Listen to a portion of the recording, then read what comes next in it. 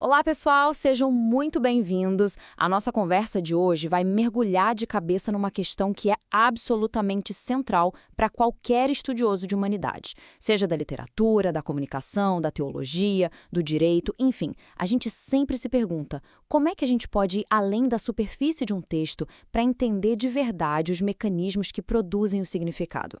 Eu tenho certeza que todo pesquisador, em algum momento, já teve aquela sensação de que tem muito mais coisa num discurso do que as palavras sozinhas parecem dizer. Então, o nosso objetivo aqui é explorar um conjunto de ferramentas analíticas, sabe, ferramentas mesmo, desenvolvidas por algumas das mentes mais brilhantes do século XX, que permitem a gente mapear e descrever de um jeito quase científico essa dimensão oculta da produção de sentido. E olha, nossa jornada não é para achar uma interpretação certa ou única, de jeito nenhum. A ideia é capacitar vocês para descrever, com muito rigor, como é que os textos fazem para significar. Essa é a grande pergunta que vai nos guiar. Como é que a gente pode, de um jeito sistemático, sabe, com método, identificar a visão de mundo que está por baixo de um romance como Dom Casmurro? Como é que a gente pode mapear a estrutura lógica de um discurso político para entender não só o que ele diz, mas isso é crucial, o que ele não pode dizer, quais são os limites do universo de conceitos dele? Ou ainda, como a gente pode entender a lógica interna que os autores de um texto sagrado, como a Bíblia, usavam para interpretar as suas próprias tradições. Todas essas perguntas mostram como a interpretação é uma coisa complexa, mas a boa notícia é que a gente não precisa depender só da intuição.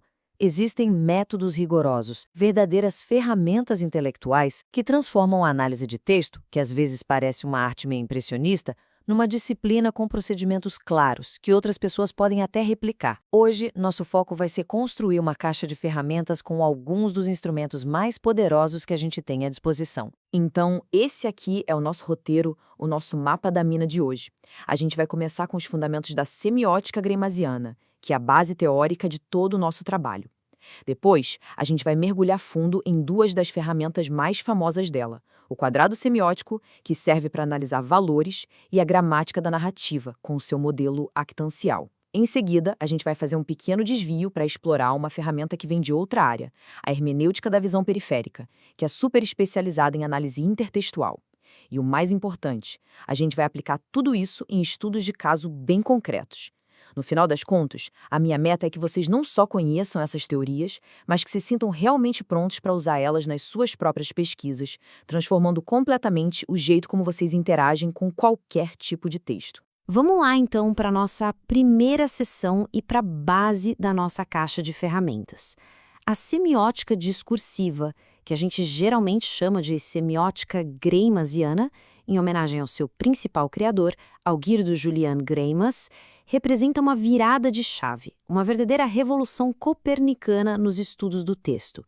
A pergunta fundamental que ela faz não é o que esse texto significa, mas sim como esse texto consegue produzir um efeito de sentido. E, gente, essa mudança de perspectiva é tudo. Ela tira o foco do conteúdo e joga na forma. Ela para de olhar o significado como um produto pronto e começa a ver ele como um processo. Esse slide aqui tem a essência da proposta do Greimas. A ideia de que o sentido em si é imperceptível pode parecer meio esquisita no começo, mas ela é muito profunda.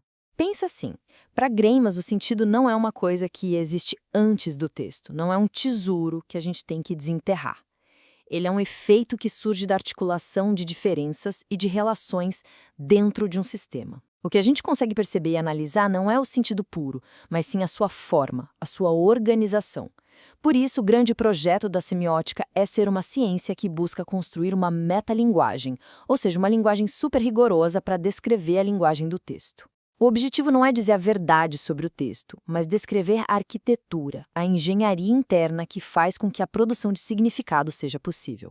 E para dar conta dessa tarefa gigantesca de descrever a arquitetura do significado, o Greimas e seus parceiros, principalmente o Joseph Cortez, propuseram um modelo que é de uma elegância e de um poder de explicação incríveis: o percurso gerativo do sentido. É importante entender que esse modelo não é para ser um retrato do que acontece na cabeça do autor ou do leitor, tá?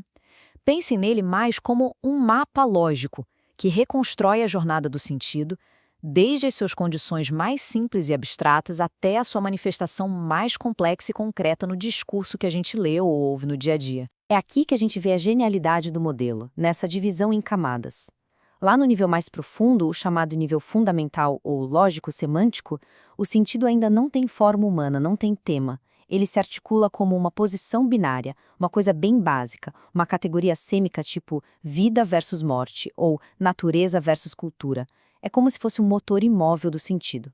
No passo seguinte, a gente sobe para a gramática narrativa de superfície. E é aqui que essa oposição abstrata é convertida, é colocada em cena. As forças que se opõem são transformadas em posições narrativas. A oposição vida versus morte, por exemplo, pode virar uma história onde um sujeito, representando a vida, busca um objeto de valor, tipo a imortalidade, e é confrontado por um oponente, a morte. O que era abstrato vira uma sintaxe de história. E, finalmente, no nível das estruturas discursivas, essa estrutura narrativa é vestida, ela ganha uma roupagem, o sujeito se torna um ator específico como o Cavaleiro Lancelot, o objeto vira uma figura, o Santo Graal, e a narrativa é colocada num tempo e num espaço com temas e figuras que dão cor e textura para ela. É o processo que a gente chama de figurativização e tematização. O sentido que nasceu de uma simples diferença lógica agora aparece para a gente como um discurso rico e complexo. Então, para a gente fechar essa primeira sessão, a contribuição fundamental da semiótica de Greimas é nos dar um modelo hierárquico e gerativo para analisar o plano do conteúdo dos textos. Ao nos forçar a pensar em camadas, do mais abstrato para o mais concreto, e a focar no como da significação, ela nos dá um poder de análise extraordinário. E é com essa base conceitual bem sólida, com esse entendimento do percurso gerativo, que a gente pode agora mergulhar na nossa primeira ferramenta prática. Uma que opera exatamente no nível mais profundo desse percurso, o quadrado semiótico. Bom, vamos passar agora para uma das ferramentas mais icônicas e, vamos ser sinceros, às vezes uma das mais temidas da semiótica gramsciana, o quadrado semiótico. Ele pode parecer meio intimidador de primeira, mas calma, a gente vai desmontar ele passo a passo. No fundo, o quadrado é a representação visual da articulação lógica de uma categoria semântica. Pensem nele como um mapa, um dispositivo que ajuda a gente a pensar e a explorar todas as posições lógicas que uma oposição inicial pode gerar. Eu gosto demais dessa citação do crítico literário marxista Frederick Jameson, que está no livro dele O Inconsciente Político, porque ele consegue captar a potência máxima do quadrado. Para o Jameson, o quadrado não é só um exercício de lógica formal, um joguinho abstrato. Quando a gente aplica ele a um texto, ele se torna um instrumento de crítica ideológica. Por quê? Porque ele revela o que Jameson chama de fechamento conceitual de um discurso. Ele mostra para a gente não só o que é dito, mas também o que é sistematicamente excluído, o que é impensável dentro daquela lógica. Ele mapeia as fronteiras do universo de sentido de um texto e, com isso, torna visível a sua estrutura ideológica que está lá, escondida. Tudo começa com uma decisão do analista. O ponto de partida para construir qualquer quadrado semiótico é identificar uma oposição fundamental, um par de termos contrários que parecem ser a espinha dorsal do texto que a gente está analisando.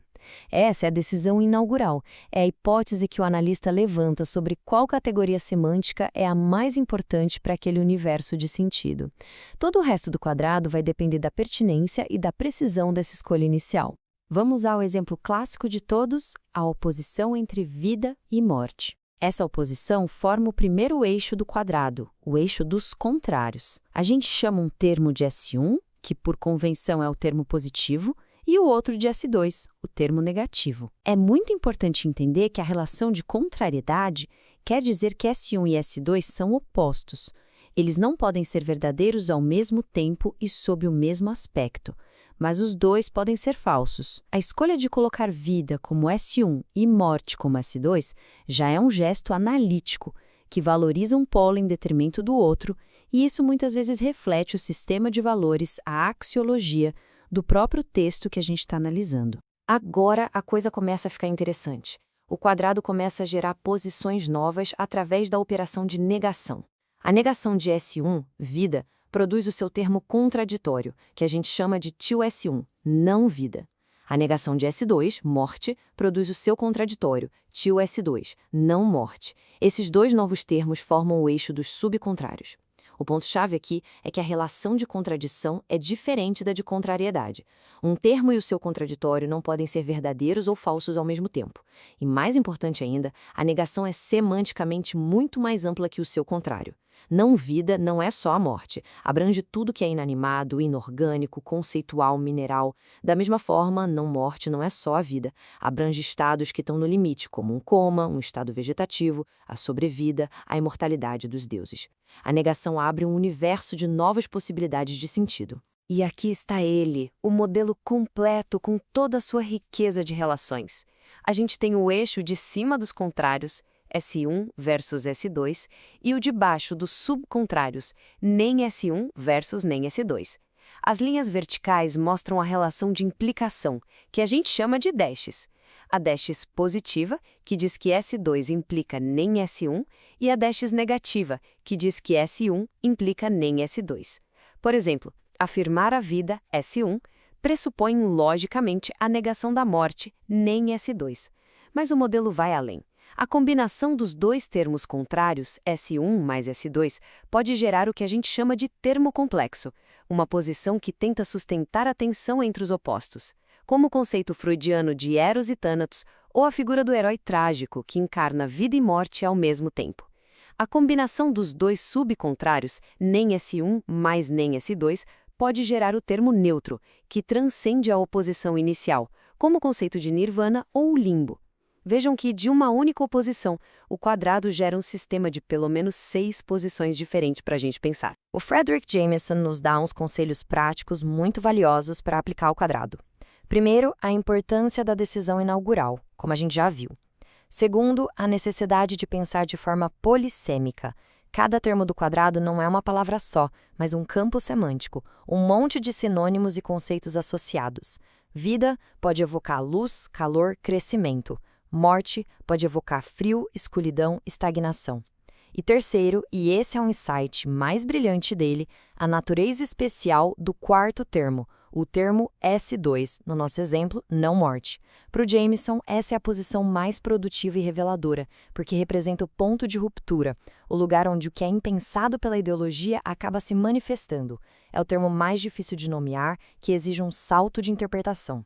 Ele dá exemplos literários fascinantes, como na obra de J.G. Ballard, onde depois dos desastres de água, vento e fogo, o quarto elemento do Apocalipse é a cristalização do mundo. Uma solução totalmente inesperada que revela os limites da imaginação convencional. O quarto termo é o lugar da utopia, da diferença radical, daquilo que é verdadeiramente novo. Para a gente fechar essa sessão, é fundamental entender que o quadrado semiótico vai muito além de um simples esqueminha de classificação. Ele é uma ferramenta dinâmica, de descoberta. Ele nos força a deixar explícitas as relações lógicas que sustentam um texto, e nesse processo revela as tensões, os pressupostos, os limites e, principalmente, as possibilidades não exploradas dentro de um sistema ideológico. Ele é um mapa para a gente pensar o que é pensável e, talvez mais importante ainda, para a gente conseguir vislumbrar o que era impensável. Muito bem, saímos do nível profundo, lógico-semântico, e subimos um degrau no percurso gerativo do sentido para chegar na gramática narrativa de superfície. É nesse nível que aquelas oposições abstratas que a gente mapeou com o quadrado semiótico ganham vida, por assim dizer. Elas são convertidas em ações, em papéis, em conflitos, numa estrutura que se parece muito com a sintaxe de uma frase. E para analisar esse nível, Greimas nos oferece outra ferramenta de aplicação imensa, o modelo octancial. A distinção conceitual mais importante para a gente entender esse modelo é entre actante e ator, ou personagem, como a gente costuma chamar. Um actante não é uma pessoa ou uma coisa, é uma função, uma esfera de ação, uma posição na gramática da história. Inspirado na gramática do linguista Lucien Tesnier, Greimas propõe que qualquer narrativa pode ser decomposta num número limitado de papéis funcionais. O ator é a figura concreta que, lá no discurso, preenche essa função. Por exemplo, em 1 Milhão de Contos de Fadas, a função actancial de adjuvante, ou seja, aquele que ajuda o herói, pode ser preenchida por atores muito diferentes. Uma fada madrinha, um anão, um animal que fala, um objeto mágico. Os atores mudam, mas a função na estrutura da história continua a mesma. E aqui está o modelo na sua forma clássica. Ele diz que qualquer narrativa minimamente complexa se organiza em volta de 6 funções actanciais que são distribuídas em 3 eixos fundamentais. O primeiro, o eixo do desejo, é a espinha dorsal de qualquer história. Um sujeito busca um objeto de valor. Esse objeto pode ser concreto, tipo um tesouro, ou abstrato, como o amor, a liberdade, o conhecimento. O segundo, o eixo do poder, descreve o conflito. O sujeito é ajudado na sua busca por um adjuvante e atrapalhado por um oponente. E, finalmente, o eixo da comunicação, que descreve a dimensão mais ideológica, mais contratual da narrativa. Um destinador, que pode ser uma entidade, um valor, uma ordem social, é quem sanciona a busca e estabelece o valor do objeto. E um destinatário é quem recebe o benefício da busca, se ela for bem-sucedida. Esse esquema simples é de uma generalidade impressionante. Funciona para quase tudo. Vamos deixar essa distinção bem firme na cabeça, porque ela é a chave para a análise narrativa gremasiana. A gente opera com 3 níveis de abstração. O mais abstrato é o actante, a função sintática pura, como sujeito ou oponente. No nível do meio, a gente tem o ator, que é a figura, humana ou não, que assume esses papéis lá no discurso, como o herói, o vilão, o rei. Um ator pode até acumular várias funções actanciais, e a gente chama isso de sincretismo actancial. Ou o contrário, uma função pode ser dividida entre vários atores, o que seria um desdobramento actancial. E no nível mais concreto, o discursivo, a gente tem a figura, que é a roupagem temática, o conjunto de características que descrevem um ator, tipo um cavaleiro de armadura brilhante, coração puro. A grande vantagem analítica disso é perceber como um mesmo ator pode mudar de função actancial ao longo da história, e isso revela toda a dinâmica da narrativa. Resumindo, o modelo actancial é uma ferramenta que nos permite desmontar o motor de qualquer narrativa. Ele nos ajuda a ir além do enredo superficial, do quem fez o quê, para entender a gramática profunda que organiza as ações e as relações entre os personagens. Ao revelar o esqueleto funcional que existe por trás das histórias, ele se torna um instrumento poderoso de análise comparativa, permitindo que a gente identifique as estruturas que não mudam e que se repetem em mitos, contos populares, romances, filmes e até mesmo em reportagens de jornal. Agora a gente vai fazer uma pequena mudança de rota metodológica. Vamos adicionar à nossa caixa uma ferramenta de natureza diferente. Ela não vem da semiótica estruturalista, mas da teologia bíblica e da hermenêutica filosófica. E vejam bem, ela não é uma concorrente das ferramentas do Gramsci, mas sim um instrumento especializado, desenvolvido para resolver um problema de interpretação muito específico. O jeito como os autores do Novo Testamento usam e reinterpretam os textos do Antigo Testamento. Essa é a pergunta provocadora que move o trabalho do teólogo americano G.K. Beale. Qualquer leitor atento das escrituras judaico-cristãs já se deparou com isso. Um autor do Novo Testamento cita um versículo do Antigo Testamento, mas parece ignorar completamente o contexto original daquele versículo, aplicando ele a uma situação totalmente nova e às vezes até mudando o sentido que ele parecia ter. Como é que a gente pode explicar essa prática sem sair acusando de forma anacrônica de manipulação ou de desonestidade intelectual? O Beale propõe uma resposta que busca reconstruir a lógica interna desses leitores antigos. Para dar uma base para sua proposta hermenêutica, o Beale vai buscar um conceito lá da filosofia da ciência, mais especificamente do pensador Michael Polanyi, o conhecimento tácito. O Polanyi argumenta que nosso ato de conhecer sempre envolve uma estrutura de atenção dupla. A gente tem uma consciência focal, que é direcionada para o objeto do nosso interesse imediato, só que essa consciência focal só é possível porque ela é sustentada por uma consciência subsidiária ou periférica, um corpo imenso de pressupostos, de experiências e de conhecimentos que a gente nem sabe que tem, mas que dão forma e sentido para aquilo que a gente está focando. Essa citação famosa do Polanyi resume a ideia perfeitamente. Pensem no ato de reconhecer um rosto. Nosso foco está na identidade da pessoa. Mas essa percepção é sustentada pela nossa apreensão tácita, integrada, de inúmeros traços. O formato dos olhos, o contorno do nariz, a linha da boca. A gente sabe que é aquela pessoa, mas seria quase impossível descrever em palavras todos os detalhes que nos levaram a essa conclusão. Isso é o conhecimento tácito em ação, um conhecimento que a gente tem e usa, mas que a gente não consegue explicar completamente. O Bill, então, faz uma transposição genial desse conceito para a prática da leitura bíblica. Ele argumenta que quando um autor do Novo Testamento lia um versículo específico do Antigo Testamento, essa era a sua consciência focal. A sua visão periférica cognitiva não era neutra, não era um vácuo. Ela estava completamente preenchida por toda a grande narrativa da história da redenção, desde a criação até o fim dos tempos, passando pela aliança com Abraão, o Êxodo, as profecias sobre o Messias.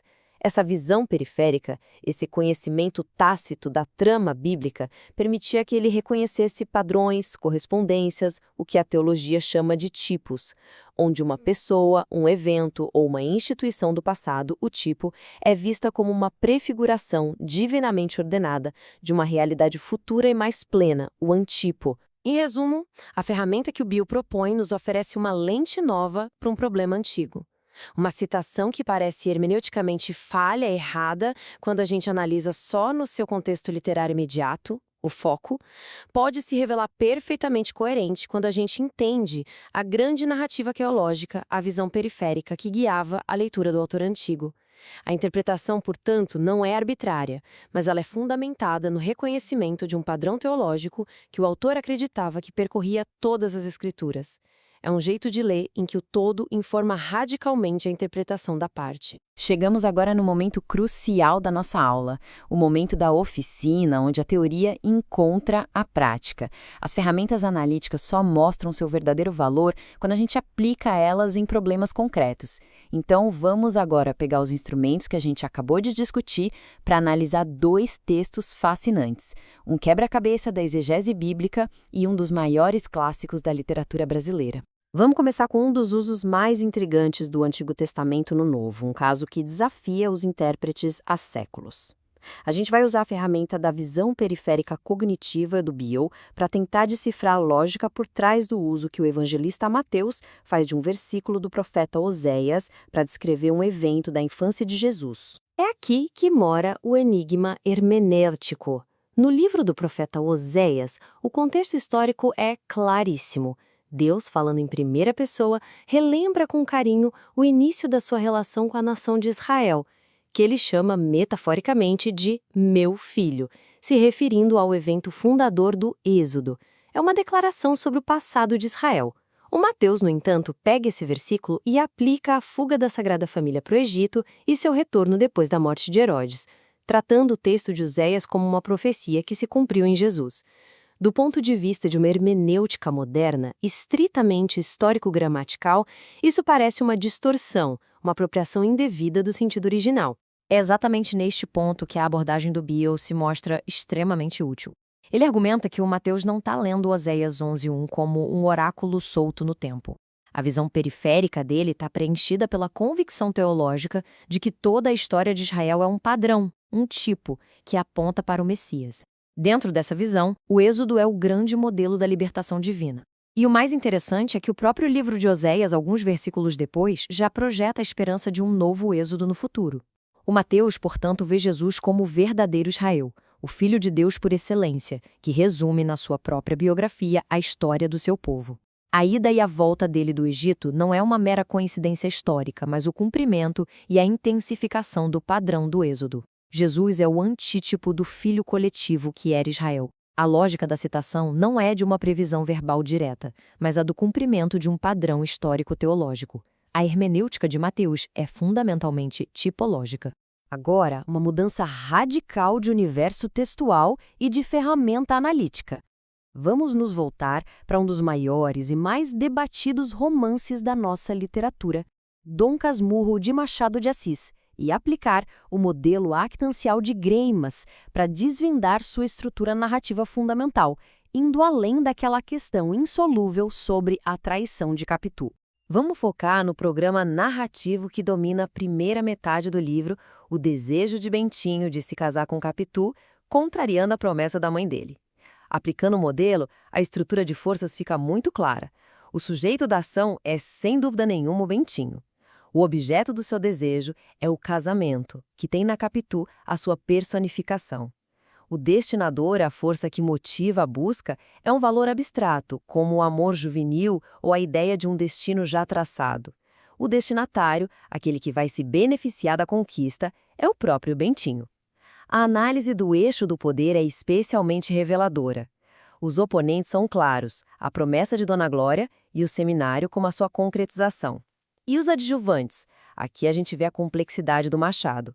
O agregado José Dias, com todas as suas intrigas, acaba atuando como um adjuvante crucial. E a própria Capitu é ao mesmo tempo parte do objeto e uma adjuvante poderosíssima na busca, com sua inteligência e seus olhos de ressaca. Essa análise mostra a dinâmica de forças da narrativa, revelando sua gramática interna, uma estrutura que existe independentemente da nossa opinião sobre a culpa ou não de Capitu. O que esses dois estudos de caso, tão diferentes um do outro, nos ensinam? Eles demonstram que aplicar uma ferramenta teórica rigorosa não é um exercício acadêmico estéril, pelo contrário, é um procedimento que ilumina o texto, que permite resolver quebra-cabeças de interpretação e que revela a engenharia oculta que sustenta as narrativas que tanto nos fascinam. Essas ferramentas são como um raio-x ou uma ressonância magnética para o texto, nos permitindo enxergar as estruturas que organizam o sentido muito além da superfície visível. Com isso, a gente chega ao final da nossa jornada por esse conjunto de ferramentas de análise textual e discursiva. O meu objetivo principal hoje não foi simplesmente passar informação, mas sim equipar vocês com algo mais duradouro e valioso. Um conjunto de competências, uma nova e versátil caixa de ferramentas para investigação crítica de qualquer tipo de texto ou discurso que vocês encontrem nas suas carreiras acadêmicas e profissionais. Vamos recapitular rapidinho os instrumentos que agora fazem parte da sua caixa de ferramentas.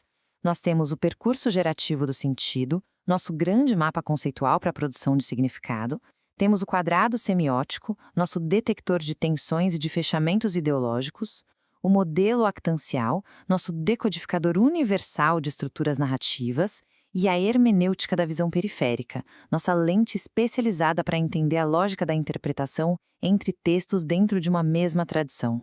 Cada ferramenta tem sua função, sua força e seu melhor campo de aplicação. E para aqueles que ficaram com a pulga atrás da orelha e querem se aprofundar, aqui ficou algumas sugestões de leitura que são fundamentais. As obras de Greimas, especialmente sobre o sentido, e o indispensável dicionário de semiótica que ele escreveu com Cortés, são a base de toda a semiótica discursiva. O Manual do G.K. Beale é uma obra de referência para quem estuda hermenêutica bíblica e intertextualidade. E o livro do Frederick Jameson, O Inconsciente Político, é uma demonstração genial de como as ferramentas semióticas, em especial o quadrado, podem ser usadas para uma crítica cultural e literária de uma sofisticação enorme. E eu encerro com essa provocação direcionada a cada um de vocês. As ferramentas estão agora nas suas mãos. Elas não são e nunca devem ser um fim em si mesmas. Elas são um meio para ler com mais profundidade, para questionar com mais rigor e para compreender com mais clareza. O desafio agora é usar essas ferramentas. Apliquem nos romances que vocês amam, nos filmes que deixam vocês intrigados, nos discursos políticos que moldam a nossa realidade, desvendem as estruturas ocultas, abram novas portas de compreensão. Muito obrigado pela atenção de todos.